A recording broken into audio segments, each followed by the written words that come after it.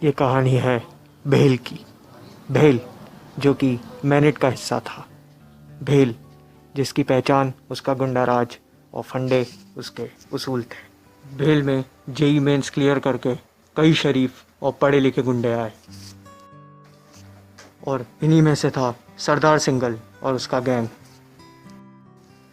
सरदार सिंघल का असिस्टेंट था सिंगल पान।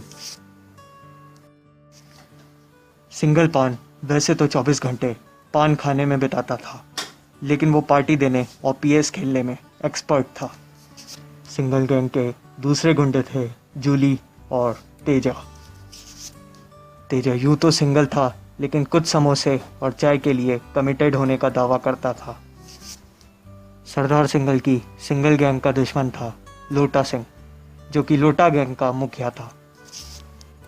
लोटा सिंह की फोटो पे लड़कों के लाइक से ज़्यादा लड़कियों के कमेंट रहते थे। वैसे तो यह जबलपुर के गुंडे थे, लेकिन अब भोपाल में भी अपना हाथ आजमा रहे थे। लोटे गैंग के दूसरे मेंबर्स थे पांडा और कटर। पांडा खाने के साथ साथ डसने में भी विश्वास रखता था, जबकि कटर हमेशा कैंची चाकू लेकर चलता था। उसे हमेशा लड़कियों से कटने का डर रहता था। दोनों गैंग्स की दुश्मनी का कारण थी पटाखा।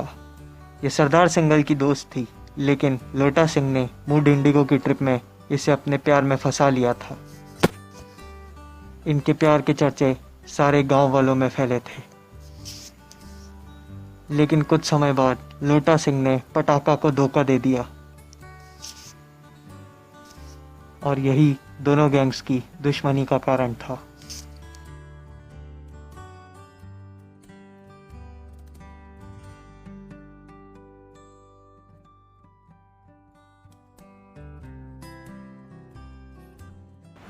बधाई हो बधाई जन्मदिन की तुमको, जन्मदिन तुम्हारा मिलेंगे लड्डू हमको, जन्मदिन तुम्हारा मिलेंगे लड्डू हमको। बधाई हो बधाई जन्मदिन की तुमको, बड़े होके लाना हमारी तो भाभी, रंगत हो जिनकी गुलाबी गुलाबी।